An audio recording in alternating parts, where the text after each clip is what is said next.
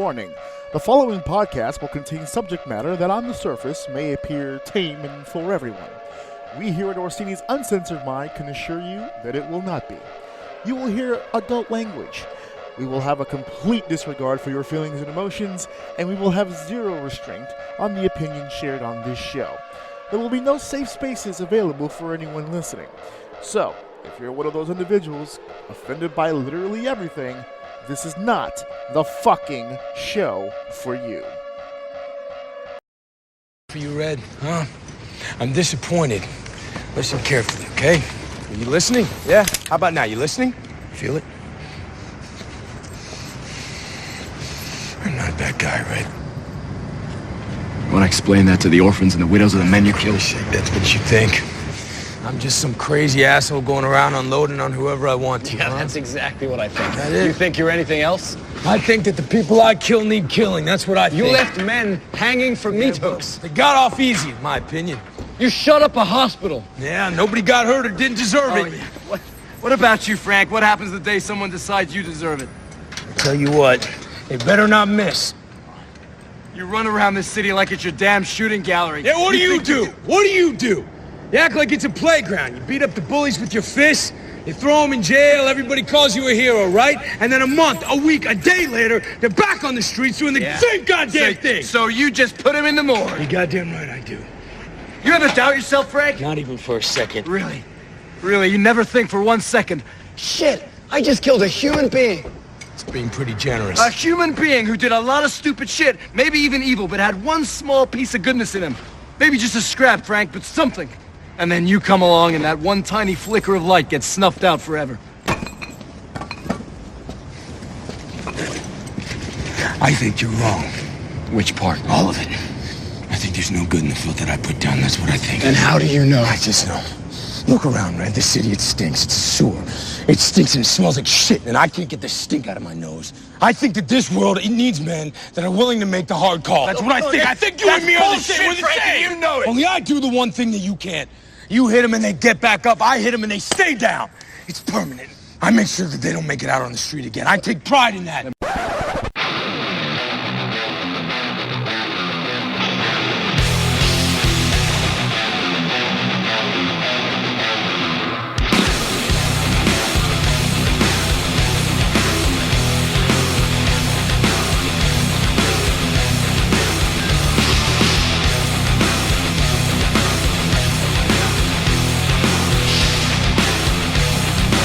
Welcome to Orsini's Uncensored Mind, and now your host, AJ Orsini.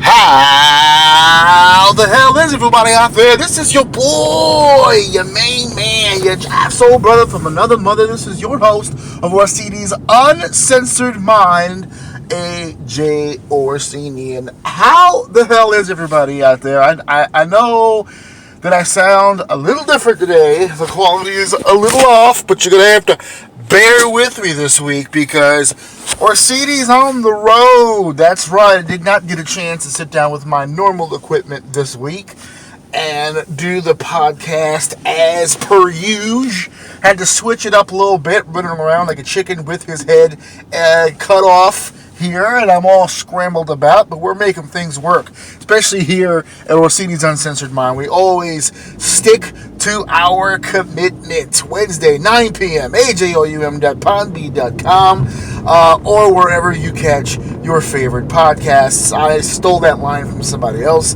I don't remember where, but it definitely sounds more professional than Google my shit. So I will be saying that, I guess, going forward. So right off the bat, let's go ahead and apologize for a few things. Again, yes, I am on the road, which means I am in LE 2.0. I am in my car driving to a location for business. So I am going to take the chance to do everything that I needed to do right here and right now. I'm going to upload this on time because that is what I fucking do. I do the things I need to do, and I do them on time. So apologies to all those out there for the audio quality here. I'm going to put this in my program a little later on today. Because the problem with recording the show, and there's not many problems. I only do about an hour and 15 minutes. There's a big truck going by, so excuse that one. But I only really do about an hour, 15 minutes or whatever when I do these episodes. So it doesn't. I don't have one of those long, drawn-out shows, which is good because for a podcast, it's actually pretty quick. But it's still an hour, and in my world, an hour is a long fucking time, and I have things that I have to do. So I have to take the chances and the opportunities when I get them. I got this neat little toy that I just recently purchased. It's a lapel mic for my phone, which is what I'm using in the car now because I don't want to get a ticket for talking on the phone. Even if I am talking to the squad of O, I don't know if the police officers here in the borough of Brooklyn would be too keen on me being on my phone whilst driving. So I'm going to kill two birds with one stone. I'm going to do my show here, and I'm going to do it legally. See that, folks? Follow the rules. Dim's the rules, and I follow them all the way. I was a little late last week on discussing AEW's Fyter Fest, so we're going to get into that a little bit here today. A lot of wrestling stuff. Huge announcement for the show. I told you guys if you bought me another week, I would have a solution. I would have a strategy on hand for my 100th episode. I do. I've got all the information for you here. I'm going to give that to you. It's actually pretty simple. But before I get into literally all that, because we got some pro wrestling to talk about, there's fist fights, there's creative changes, there's independent wrestling talk here. We got a lot going on episode 97 here, but I'm going to start off with a little piece of business. So, that piece of business is on the show's end here. Of course, for those of you who don't know, and of course you should, I've got a t-shirt. That's right, I've got a Pro Wrestling Tees store with the Orsini's Uncensored Mind official tee there. ProWrestlingTees.com/AJOUM. For a long period of time, I have had access to different colors, different cut options as far as female and male, and the store that I was going to for these cuts has officially closed. I got that email just a few days ago. I can open up a new account with another store, and I will, but I have not yet. So that is an update on that, because I got asked about that just the other day, so I'm here to clarify. ProWrestlingTees.com, however, is still up and running, and very much still an option for you if you're trying to get your Orsini's Uncensored Mind t-shirt. You can do that, again, by going to ProWrestlingTees.com/AJOUM. They just recently had a Independence Day sale. If you missed it, that's fine. Pro Wrestling Tees usually tends to have sales pretty frequently, actually. It's actually kind of surprising, you know. Pro Wrestling Tees, man, they got everybody on that fucking thing. I'm glad to be a part of that as well. And that's that. You can get the shirt there, support the show, do your thing. I already explained to you about Podbean. One more clarification in case you guys have missed the other episodes. I'm going to be pretty much doing this now, I guess, for the next 3 episodes, I guess, or around about. Episode 100. I guess, no, you know what? I guess we'll get into that. Let's talk about episode 100, because what I'm about to talk about goes into effect after. So let's go chronological here. So this episode that I am bequeathing onto all of you is episode 97. In just a few weeks, we will be hitting our 100th episode. I'm super excited, super proud, super pat myself on the back, super pat you guys on the back for supporting the show. We're past it, actually. I made the announcement a few days ago, or about a week or so ago. We're over 25 countries. 25 different countries has downloaded, shared, copy and pasted, or whatever, the show. 25 have definitely downloaded, but from what I understand, people from other countries have also heard it from different outlets, on Anchor and on iTunes and on iHeartRadio. I'm available on other platforms, but I don't get the stats from all of them like I do for like Podbean. So I'm almost approaching 4,000 downloads, 25 other countries. So doing pretty good, not bad, leading up to my 100th episode. I'm extremely pleased. Not every podcast gets this far. during this amount of time. So I'm super happy about all that. And once again, thank you guys for supporting the show the way that you have. So let's talk about the 100th episode. I've been teasing it for weeks. I had big plans. I had these big ideas.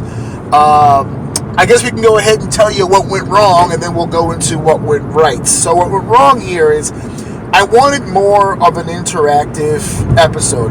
For those of you guys who've been following the show, every time I hit milestones, I like to do a big time event for it. Either do a live show where we take calls, or go live on location in different studios, or whatever the case may be. We did a live WrestleMania roundtable. I did a live show for the 1 year anniversary. So I've tried to up my game here. I've tried to do better. I've tried to evolve with these events. So I had this really big, elaborate plan for the 100th episode, and while the finances stretched, I was trying super hard to make it go, and I made a few phone calls here or there. So the original goal for the 100th episode was to do a live session. And what I mean by that is I was going to choose a location to do a live 1 hour broadcast. It wouldn't have been two. It would have been a live 1 hour broadcast from a location in which people could actually attend, i.e. a bar or a meeting area, preferably a bar. I was looking more towards doing the bar deal so you guys could have some drinks. I was going to have some drinks, and we were just going to have a blast. And I was going to do the 1 hour show and then spend the second hour basically just partying, living it up, celebrating the 100th, and just getting it in. That was the plan. And I had one for sure, and one on the hook as far as venues and locations to do that. And little by little, just the communication, everything just kind of crumbled to the ground. And I was left with trying to figure out an alternative method in which to celebrate this 100th. So I didn't get a chance to do that, so we're going to put a pin in that idea. You know, in October, I have the 2 year anniversary, so maybe we will revisit that. Although, to be honest with you, the summer was my best shot. I don't know, because now what happens in October is it becomes a scheduling issue. I got shit to do. But we're going to put a pin in that, and we'll look back into it in October for the second year.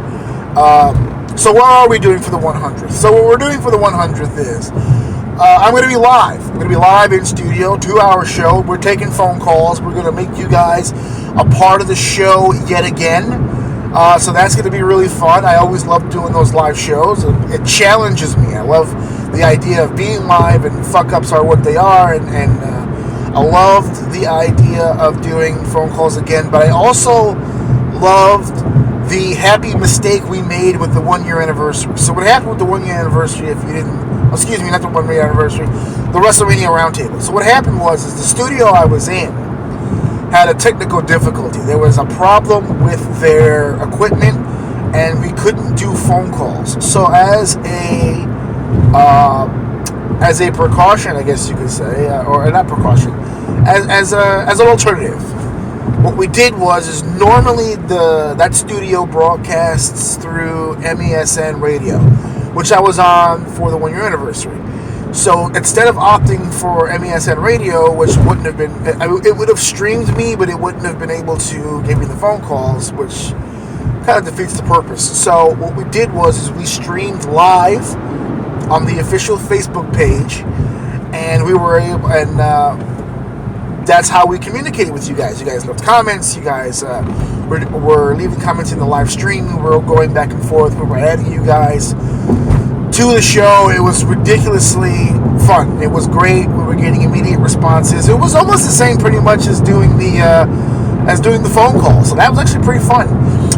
So what we're doing this time is we're combining the good of the WrestleMania roundtable with the good of the 1 year anniversary. So we have developed a way where we're going to be able to do the Facebook again. We're going to be live on the official Orsini's Uncensored Mind page, not the official group.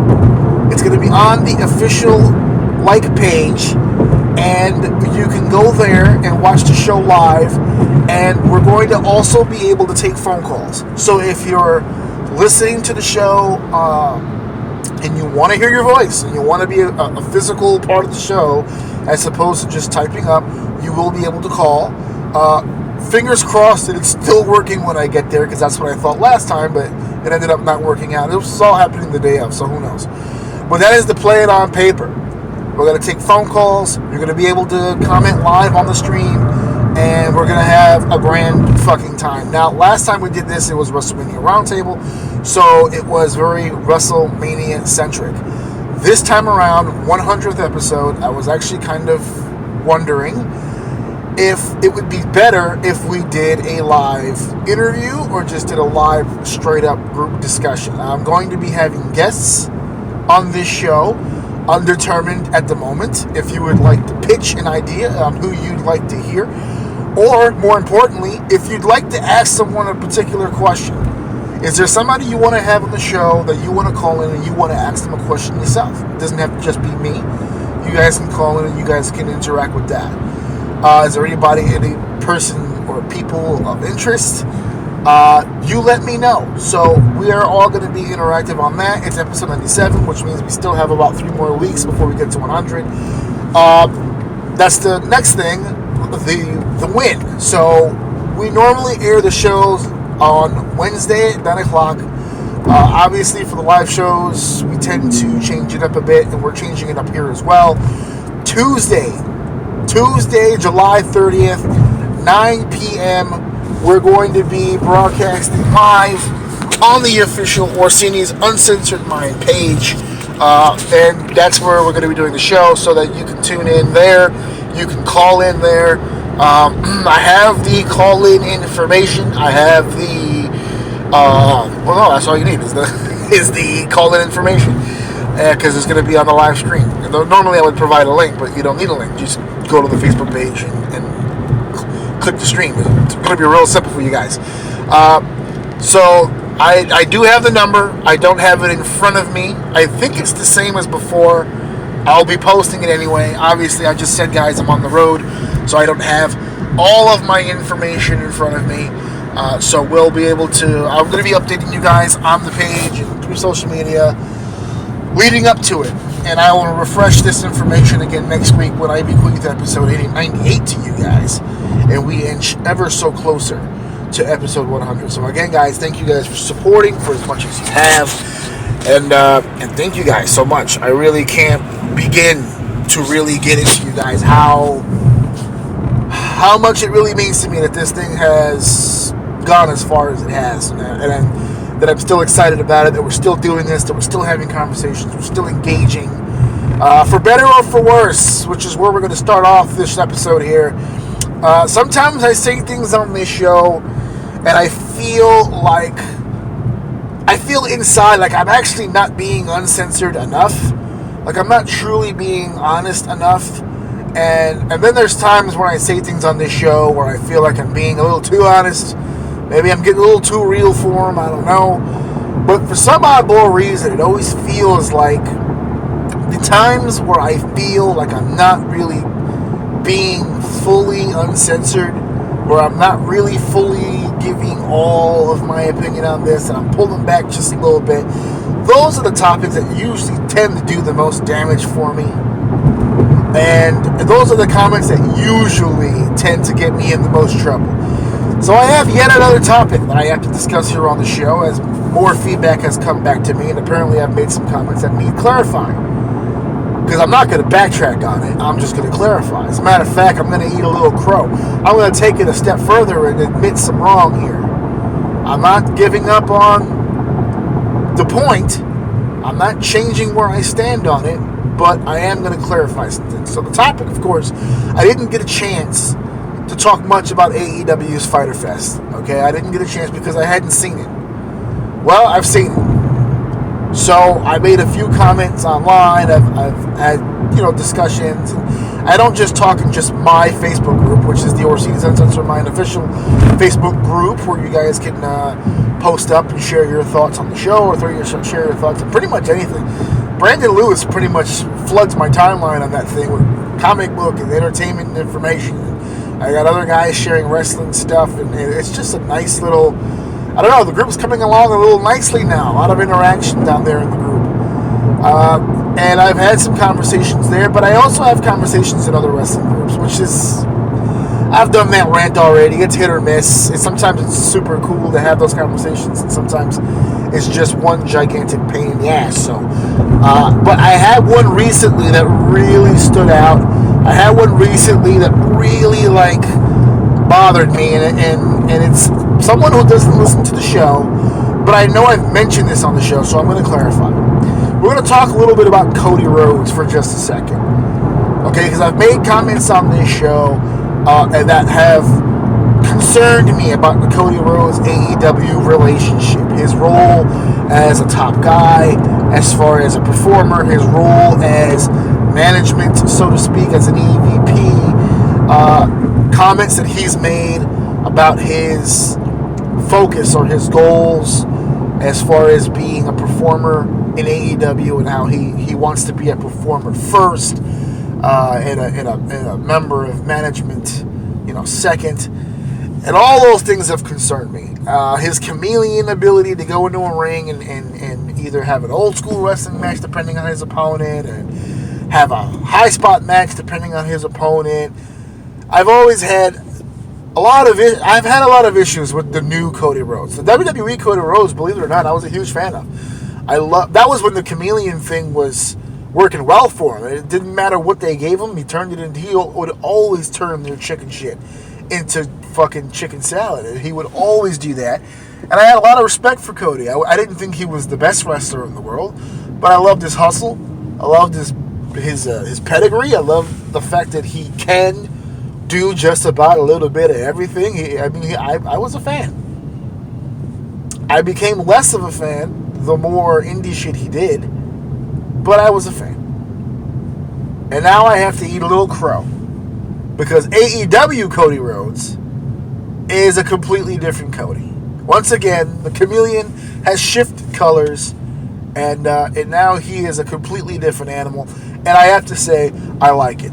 2 straight shows, Double or Nothing, Fyter Fest. In my opinion, the best match on Double or Nothing was Cody and Goldust, or Cody and Dustin, whatever. Nightmare versus your Natural, whatever. The best match on Fyter Fest is Cody and Darby Allin, and for similar reasons. It's easier, I think, for Cody to have that old school type of match with Dustin, because it's Dustin.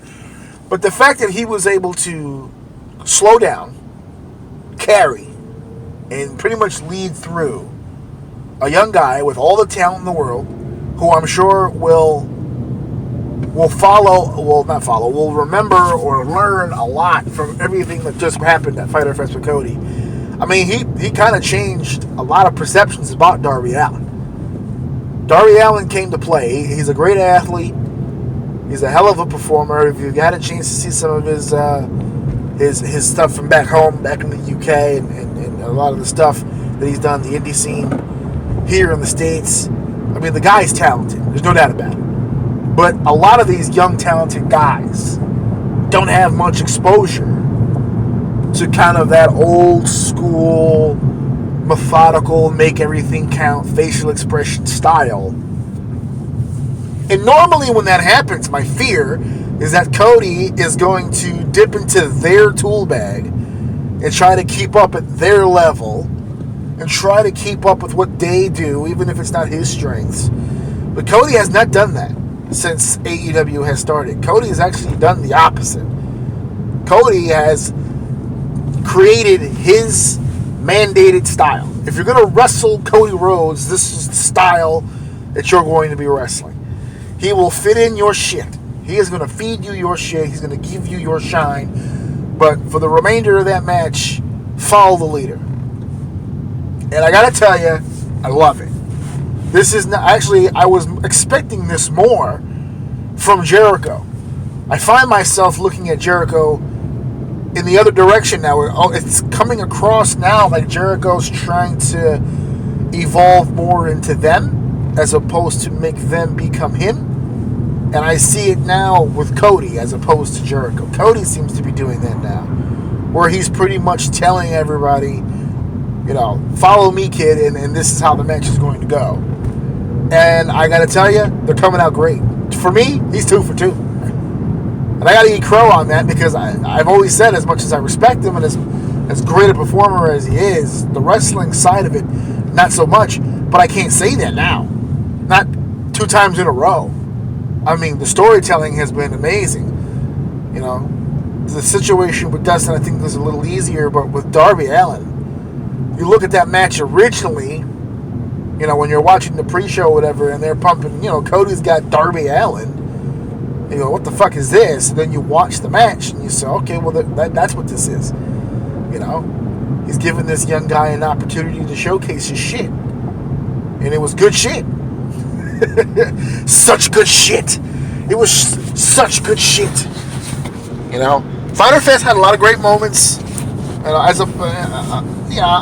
consider myself kind of an old school guy, but for me, old school is whatever I basically grew up on. So something new school that involves a little old school can sometimes catch my fancy. I loved, even though a lot of people didn't, I did. I loved the Young Buck, Kenny Omega entrance with the Street Fighter references and the Raging Demon and all that stuff. Wasn't as keen on the match, but these guys are great. They're great athletes. It's funny because AEW is so multi-man heavy. The triple threat match in the pre-show was ridiculous. And I know I'm being partial. I grew up with the Private Party. We know each other for a long time. I've called their matches. I've done announcements for them. I've interviewed them. I've worked with them for years. So yeah, there's a soft spot a little bit there for the Private Party guys. Yeah. And of course, Best Friends, one of my favorite tag teams in the world right now. Yeah, I love all the components of that. But there's some other stuff, and the criticisms I keep hearing is kind of the same thing. If I had to pick one part of the show where I'm like, oh my God, I could have did without that, I'm not digging it. I don't think I'm the only one here. I'm not a big fan of this librarian stuff. It's different. So we'll play it out. We'll see how this goes. They may evolve it. They may change it up. You never know. There's still time on the clock here to do some pretty creative stuff. We haven't done the TV yet, which is a big proponent to a lot of this stuff. Because I just feel like they're putting together cards for the sake of putting together cards. And myself, like I said, I'm kind of an old school fan. So if I don't have a story wrapped up in a lot of these characters, it's really hard for me to either get behind or care. And I don't think I'm the only one that feels that way. And the only reason why I don't really criticize it too much is because the guys they're bringing in are so talented that I just feel like they're kind of waiting in the water here. They're kind of holding pattern until we can get to the weekly television, and then they can tell the stories they want to tell. Just in the meantime, there's a lot of question marks about a lot of these characters, and you're seeing them for the first time, and you're just thinking to yourself, my God, I absolutely need to figure out who this person is. It's almost like you have to do the homework on your own, because there aren't too many descriptions for these people that are coming in. There's no real backstory. There's no, I don't know, it just feels like they're half pregnant here. They'll acknowledge who Jungle Boy's dad is, but they won't tell you how he became Jungle Boy, why he calls himself Jungle Boy, why is he hanging around with this grown man who calls himself Luchasaurus, who claims to be 65 billion years old. There's a backstory to all this, I'm sure. Problem is I don't know it. So if you're going to force your audience to Google your product, I don't necessarily know if that's best for the future of your show.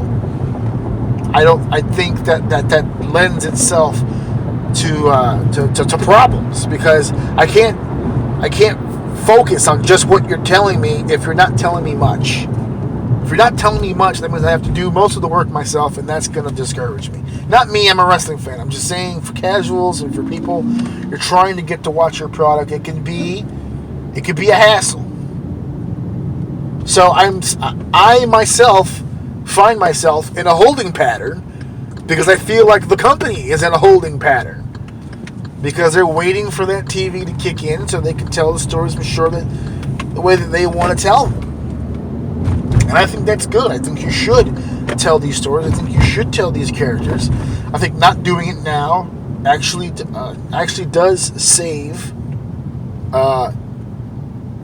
some stuff for your show. But your shows, I mean, we're in July. We've had 2 shows already. There's another one coming up, I think, in about a week or 2 weeks.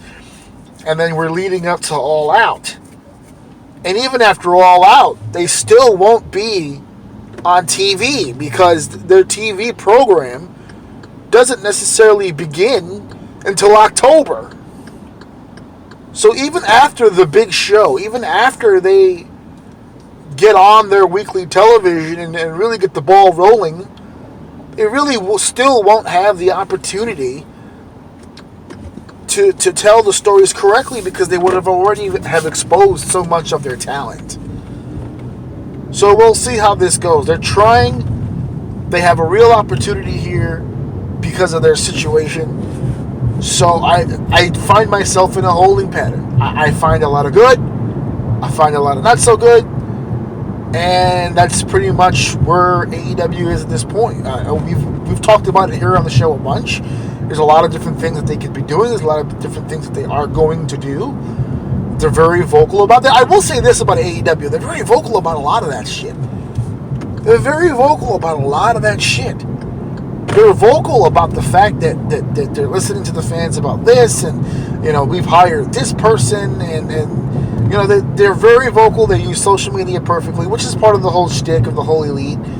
But they're very hands-on. They're very interactive. I think that's the best way to keep relations with their fans while they're transitioning here. So as long as they keep that going, and they're pretty much an open book at this point, it shouldn't be much of a problem. We're going to be segueing off into a different direction, and this one, I'm telling you folks, you're probably not going to be too happy with. We're going to talk a little bit about Ring of Honor. We're going to talk a little bit about Ring of Honor here. There's some things that we need discussing. But real quick, before we get into all of that, got a little something to say about a good old company that's been helping us out here at Orsini's Uncensored Mind for a while. I've already hit them up. They're going to join me for the 100th episode on July 30th. And it's going to be a good time.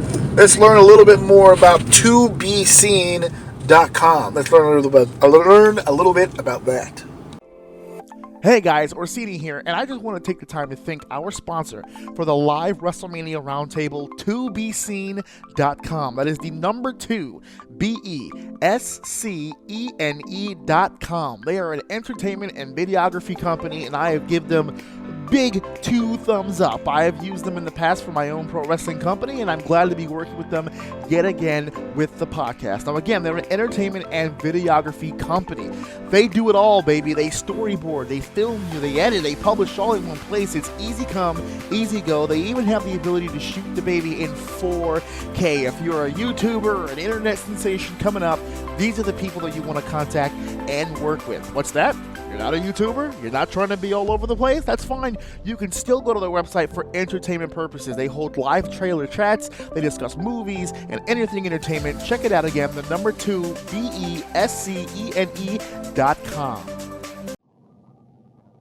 Once again, thank you to 2BScene.com for everything they've done for me recently. I literally cannot thank them enough for all the participation they've had in my in facilitating this show and helping me in my other endeavors. I'm all over the place. My hands have been very full this summer, as I predicted many weeks ago that it would. And I'm only getting busier, folks. This is why I'm still on the road here. Thank you for tagging along here in this very exclusive and very different version of Orsini's Uncensored Mind. When last we left you, We were talking over about some stuff here with Cody Rhodes and AEW, and we're going to divulge a little bit into some Ring of Honor stuff. And the reason why I want to bring up Ring of Honor is because, again, we're talking hot button stuff here, hot button topics. I don't normally divulge myself into the chitter chatter of what people are talking about. I usually define my own show and pick my own topics, but some of these are just can't avoid. Sometimes I do these episodes where you have to kind of catch up with the rest of the world. And one of the biggest topics of conversation, and I wish I could remember the name of the person that said this online. I would give them full credit for it for saying it. But it was put so eloquently, it's stuck in my head, and it's definitely something that I wanted to talk about. And the exact quote that I remember reading was, everyone was so concerned about WWE during the announcements of AEW that they completely neglected the fact that the person that AEW would hurt the most wouldn't be WWE. It would probably end up being Ring of Honor. And as time has passed since the announcement, we've now had 2 shows under AEW's belt.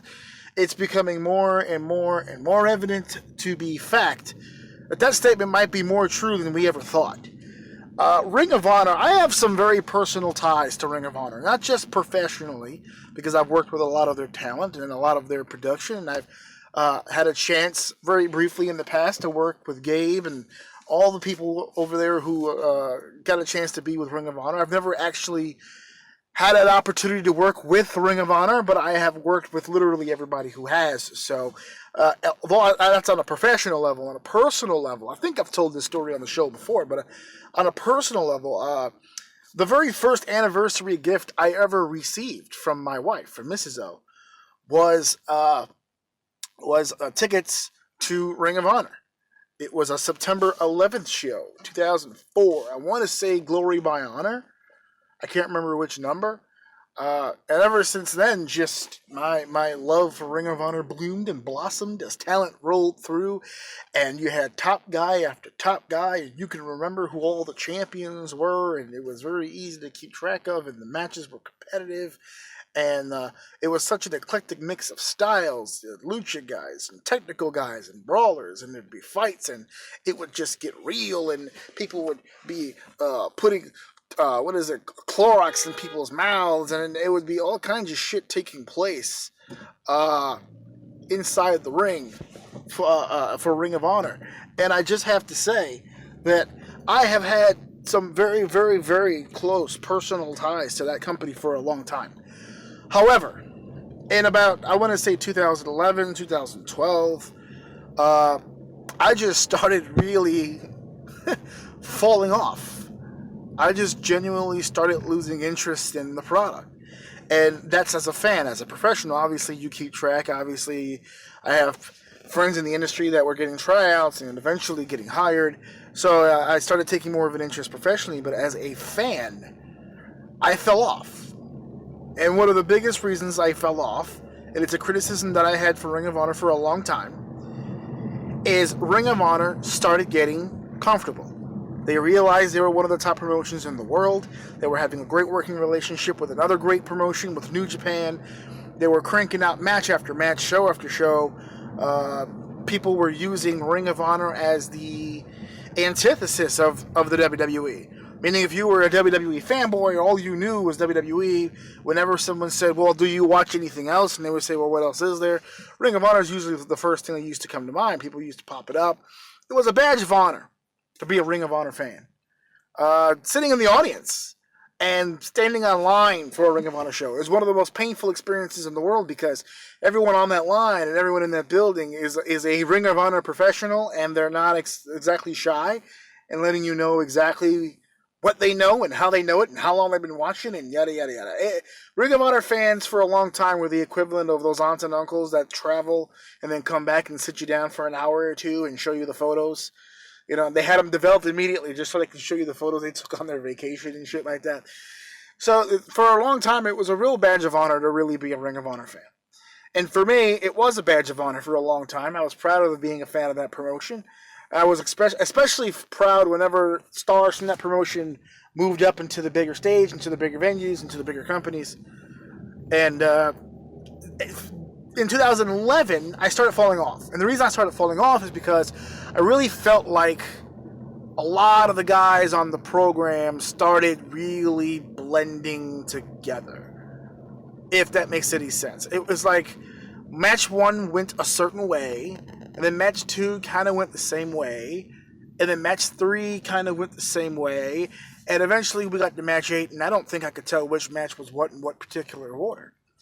There wasn't a whole lot of variety after a while. It started becoming the same old, same old. It was the same. It was like a string of WWE dark matches, just over and over and over and over. And of course, the work rate was better. They were a little stiffer, working a little snugger. You know, they were getting their shit in, all that stuff. But it was just starting to become the same stuff over and over and over. There really wasn't that much of a difference in matches and styles. And eventually, you know, when it comes down to it, I got bored. So I just stopped. And every now and then I would refresh myself. I would check out a few matches here and there, but never really full shows. When I started ring announcing and when I started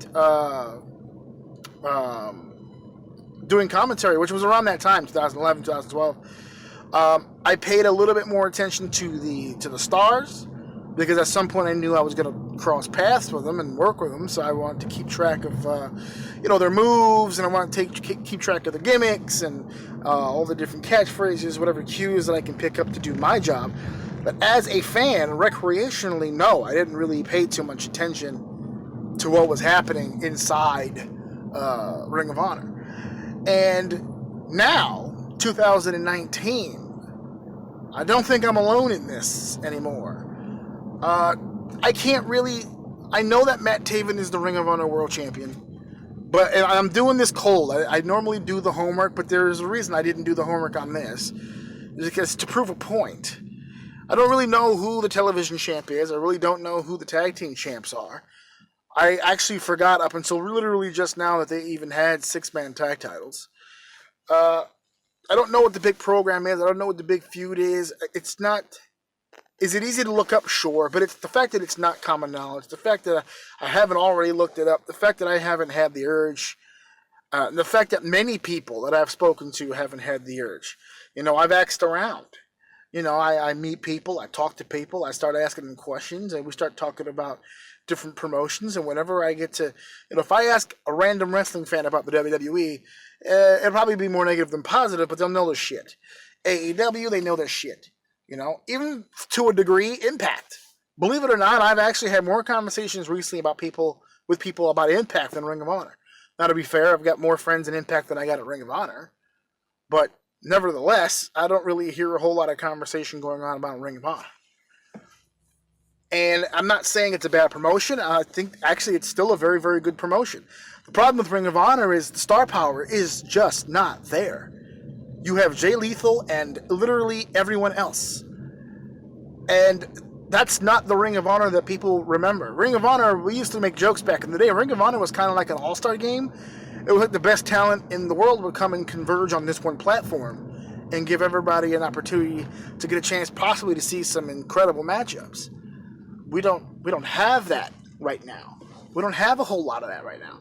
Matt Taven is your world champion, and Matt Taven is a fantastic worker, and the guy works a good gimmick, but he's not exactly setting the world on fire as Ring of Honor world champion. That's just being truthful, just being honest.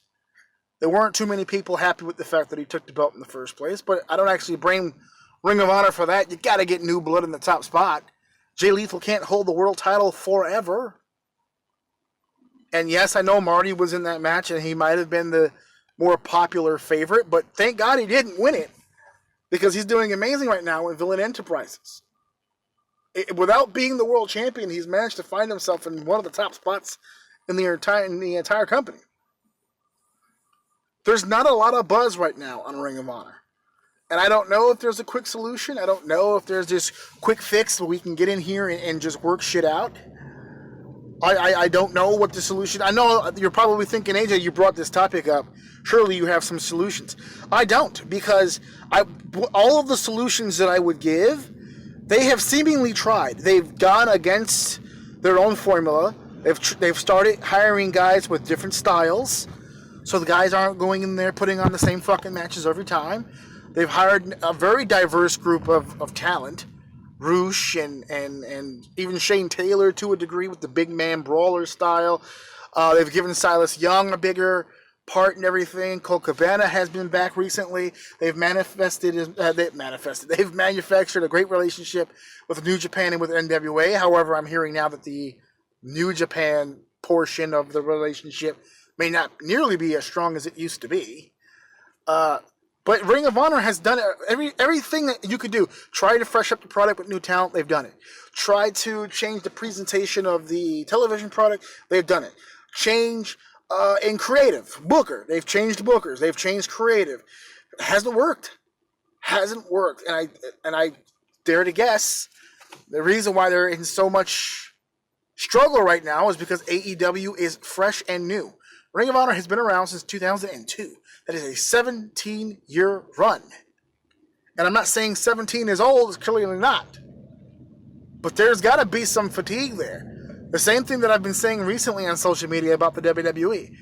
We've seen so much from the WWE. Can we truly still be entertained by them? What can they do to shock and awe us? There's not much I can think about. There's not much left on the ledger that they can do. They're trying to be creative and do some new things, but you know how hard it is to do new in 2019? Look at Hollywood. Look at all the movies coming out. Remakes and sequels and reboots and all kinds of shit. I made a joke the other day. I don't know if I said it on the air, but I'll say it here again. I took my son and my family to go see Toy Story 4. Toy Story 4, right? You know, a movie from the 90s. We went to go see Toy Story. I come out of the movie theater. It was a smaller movie theater. I come out of the movie theater, and in the movie theater, we were like at the end of the hallway. Toy Story, all the way at the end. So we have to walk back through the hallway to exit the building. So you pass other theaters as you go. And I'm at Toy Story. And as I walk in Toy Story to the front door, I see next to Toy Story, Men in Black, Child's Play, Annabelle. What year is this?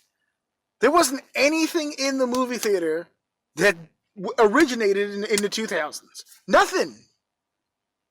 And that's because everything is a rehash. Everything is a remake. It's hard to be original in 2019. It is hard. That's why when you do find someone who breaks the mold, you do find someone who goes against the grain a little bit, you gotta ride them and try to see how far you can go with it. But even that now gets taxing, because how many original movies, how many original songs, how many original stories, how many original everything that come out now and get destroyed? People complain that there's nothing new and original coming out, and then when new and original comes out, they don't like it. People say, oh, how many Fast and Furious movies can they make? As many as you keep buying. You keep going to the movies to go fucking see it, so they're going to keep fucking making it. And I think that's the problem that Ring of Honor is having. They've been making the same fucking movie over and over and over. And at first, yeah, it was a damn good movie. But now people are getting sick of the film. The cast has changed so many times. It's nothing like the original cast. It's been watered down. That's why Jay Lethal being there is, I actually believe, hurts more than it helps. Signing back with Ring of Honor for the multi-year deal that he did was a bad move. It just was a bad move. Bad for Jay, bad for Ring of Honor. He still has prime years left. He could have gotten a big money contract out of that. And I don't know, maybe come back to Ring of Honor when that was over. But I think he wanted to show the loyalty to Ring of Honor for putting him in the top spot. He wanted to prove to the world that he can carry a company. He wanted to prove to the world that he, even a fledgling one, I'm going to get this back on its feet. I'm that good. I'm that talented. That I'm going to get this company back on its feet. But what happens if you don't? Is your career worth ruining for the sake of one company? I guess to him, it is. It's worth the risk, and he's going to try. But I really do believe that was a bad deal. That is a bad deal. He's not getting anything out of that. There's a new generation of Ring of Honor coming up, and they have to sink or swim. And that goes for any wrestling roster anywhere. This is why a lot of promoters use the same fucking talents over and over and over. Because it's hard. It's hard to get over talent. It's easy to promote and book talent that's already over. It's hard to build a star and make one. And, even worse, hard to keep it. Because for the guys and gals who are promoting out in the industry today, who do make a talent, who do make a star, they usually get poached. Because again, it's easy to book and promote an already established star than to build one. So when you build one, you just gotta kind of hope and pray they stick around and help you out and return the favor, which is what Jay did. But I think he did it at the expense of himself. I think it hurts him. I think this is a bad deal for him. I think it's a bad deal for Ring of Honor. Because you can't move on with the old guard still in the top spot. It's why when Samoa Joe's contract with Impact Wrestling, I don't know if people remember, but Samoa Joe's contract with Impact, I think it was Impact when he retired, when he left Impact Wrestling, he came back to Ring of Honor for like a match. And I think that was just like a tip of the cap type situation, maybe get over some young talent and leave. Bryan Danielson did the same.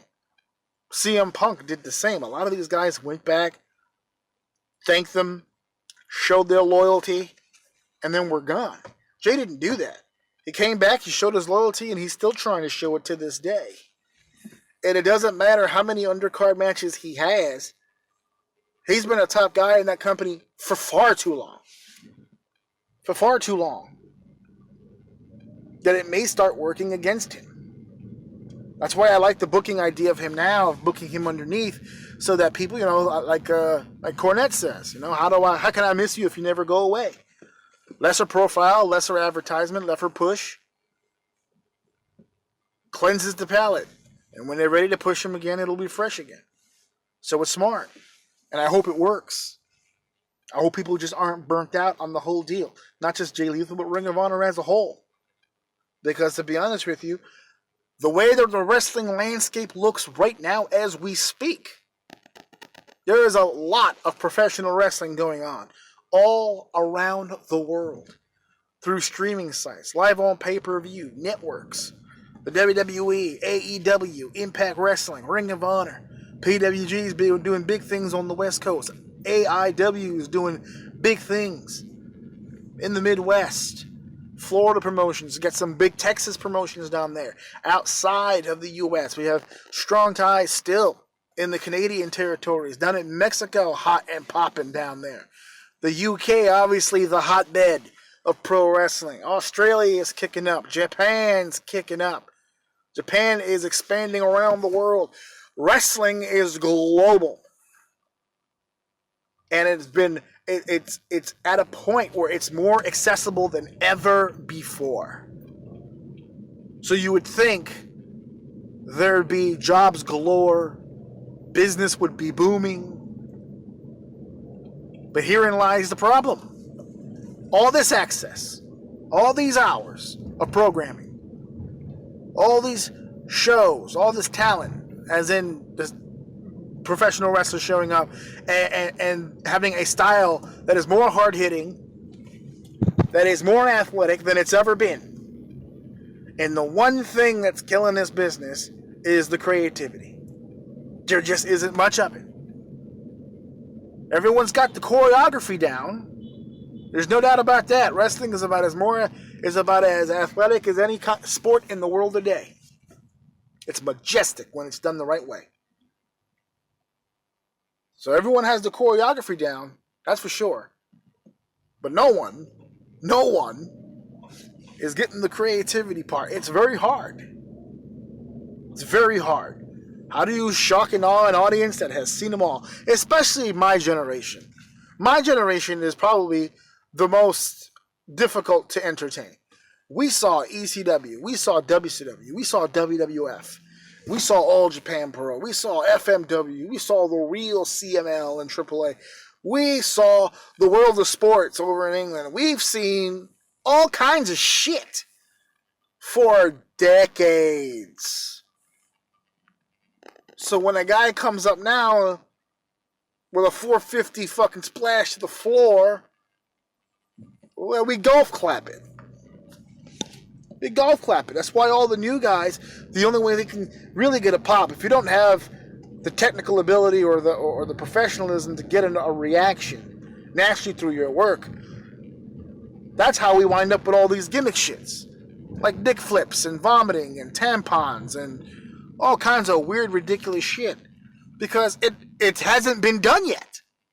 That's the area that we're at with the whole, what else can we do that hasn't been done yet shit. It's a fact. That hasn't been done yet. So you gotta try something. You gotta carve a niche out somewhere. That's why as much as I hate the dick flip stuff, I actually can't hate on him doing it because it fucking makes him money. People are paying to fucking see it. And I get it. People say, well, because that's how I feel about it. Well, just because it sells tickets, just because people pay to see it, doesn't make it right. That's true. Because I can promise you, if you sold tickets to a pay-per-view, a live pay-per-view of inmates getting executed by the state, if you did that, you sold tickets, people would go to that shit. I'm still on the road, guys, excuse me, but there's a school bus with a stop sign that a car literally just ran through. Almost hit a fucking kid as we speak right now. I don't mean to be sidetracked here. But yeah. So anyway, it gets difficult. I just went on a rant there. Apologies. But there's not a whole lot of buzz on Ring of Honor. I know, I'm all over the place on that one. But there's not a whole lot of buzz on the whole Ring of Honor deal. And I think those are a lot of the reasons why. I don't think it's a bad promotion. I don't think the people that work there aren't talented. They're all good people who are working their asses off to get over and to provide for their families and to put on a good product for Ring of Honor. And I don't think the fans are assholes or betrayers or whatever the fuck just because they stopped supporting the company. I just think it's a sad tale between two entities, the promoter, or the promotion, I should say, and its fan base. There's a disconnect right now. And hopefully they can get it back. There's one guy in particular that I've got to discuss for a second as we wrap up this episode here. And there's one gentleman I got to talk about, I got to bring up. I've talked about him before here on the show. But there's more to discuss. It is not that serious. It's actually a pretty positive conversation to have. So I'm glad to have it. But there is a gentleman by the name of Homicide, the Notorious 187, a mentor, a teacher, a coach to many great talents here in the New York area. I am not excluded from that. I'm very proud to say that he has touched my career in a great way, in a positive way. He helped me very much in my early days. Whenever I manage to find myself in a locker room down the line, he helps me even then. The guy is just a sponge for this business. He's one of the greatest guys I've ever known. I shouldn't be saying that out loud, trying to keep the kayfabe here, because he genuinely is a homicidal maniac. But he's a sugar bear to us. You know, if he likes you, he likes you. If he hates you, you're probably gonna not be breathing for a while. But he is definitely one of the toughest sons of bitches I've ever met. And I'm extremely happy to say that this Sunday, July 14th, I have the address in front of me here, 307 Kent Avenue in Brooklyn, New York. The building is called Villain, I believe is what it's called. There is a tribute show. Game Changer Wrestling is doing a tribute show called 5150. Here on there's going to be a show here, tribute to Homicide, July 14th, 4 p.m. is the time listed here for the event. My streak of not attending shows was over with Impact Wrestling, and now I have a new streak, a streak of attending shows. Because I will be in the house this Sunday. I will probably do some gimmick while I'm there, interview somebody or whatever the case may be. I'm bringing the equipment because there's going to be so many people there that it's going to be redunk. I can't wait personally to get on this and just have a moment to just hang out with all my friends and all these guys who I've known for so many years in the industry. It's going to be like a family reunion of some of New York's best talent. And the fact that I got the invite to go is humbling. It really is. It's a big deal to me. I'm probably going to be emotional on this day, not just because of Homicide, but of who Homicide will be competing against. As you all know, I'm very close, very tight with Ortiz and Santana of LAX, and they're going to reunite their feud one last time. LAX versus the OGs in the main event of this tribute show. Only Homicide would wrestle in the main event of his own goddamn tribute show. It's not even a farewell show, because he's not retiring. It's just a big-ass venue filled with people there to thank and to give their testimonials to Homicide and to show their love and appreciation for everything he's done in this industry. So I will be in the house. Again, I'm not booked to work. I'm not going to be on the program. I don't think it's going to be streamed. Game Changer does stream their shows. I have no knowledge of whether or not this one will be streamed. But I'm not going to, even if it was streamed, I'm not on it. Unless something changes that I don't know about, I will not be working on the show. I will be in the house, and I will be dressed to impress as per usual, because that's me. That's how I do. So I will be in the house for that, so I wanted to put that out there. Again, the 100th episode, July 30th. That is a Tuesday. Special time, 5 p.m. We're going live from 5 to 7. I really hope traffic is going to cooperate with me on this day, because the last show that I did, which was the WrestleMania Roundtable, I was set to go live at 6 o'clock. And I got there maybe 5:45. So we didn't really get a chance to drive on anything. We didn't get a chance to run through any possible technical difficulties. So, of course, as luck would have it, we had some. So there wasn't really much we could do about that. But this time around, the clock's going to be ticking. This time I have to be there by 5. Now, the time that I'm leaving to go on the trip to the place is much earlier than usual, so I should be on time. Everything should be good to go. I've been assured by the company that I am streaming from, or the studio that I'm working with, that the equipment has been upgraded and everything should be good. So this should run extra smooth, and we should be good for that.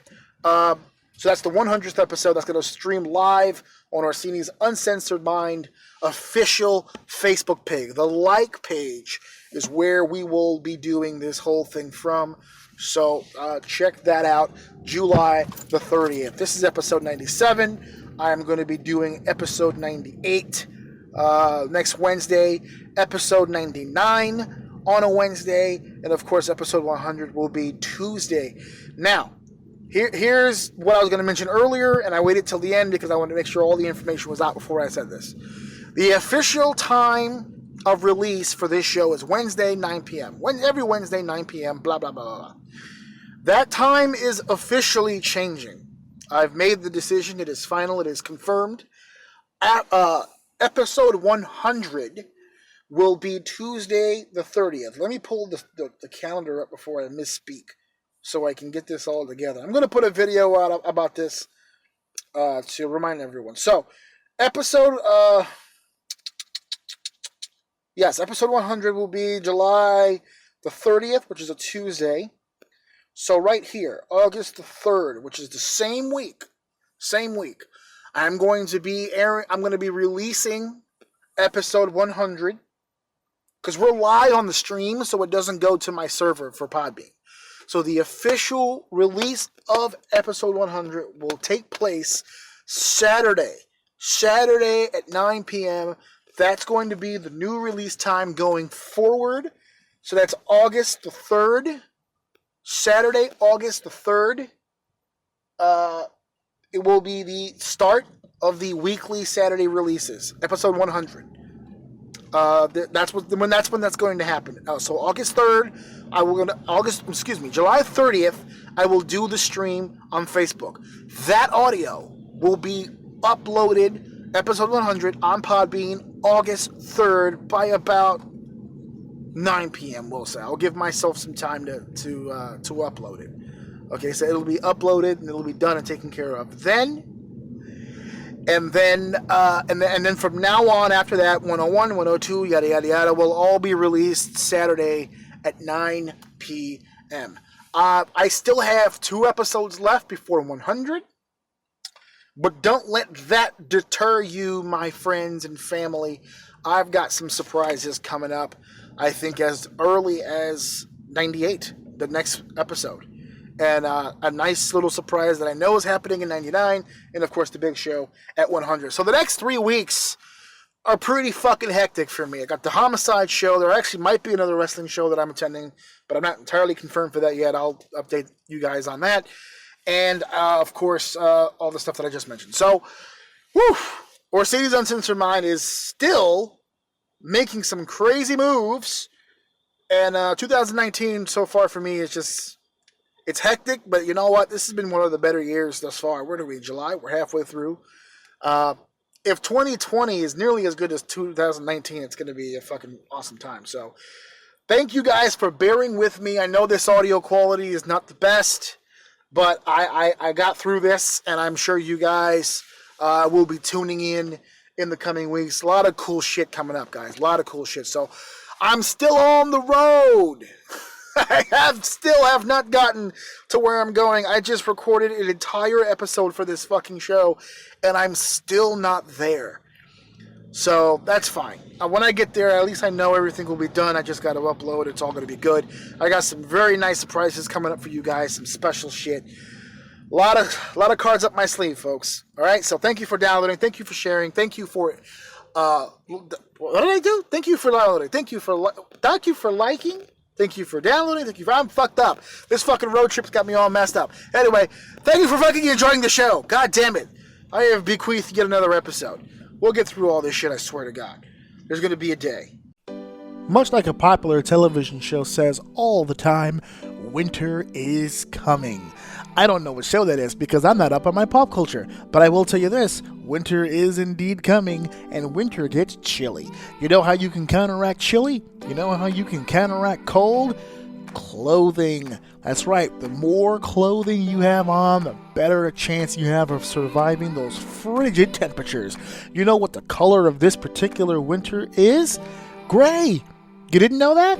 I don't know what it really is either, but I can tell you it's gray because it fits into my agenda. And my agenda is to let you guys know that you can fight those frigid temperatures by wearing the Orsini's Uncensored Mind official t-shirt. It's a sports gray. It's very needed. It's very nice. You guys can get that by going to prowrestlingtees.com/AJ OUM.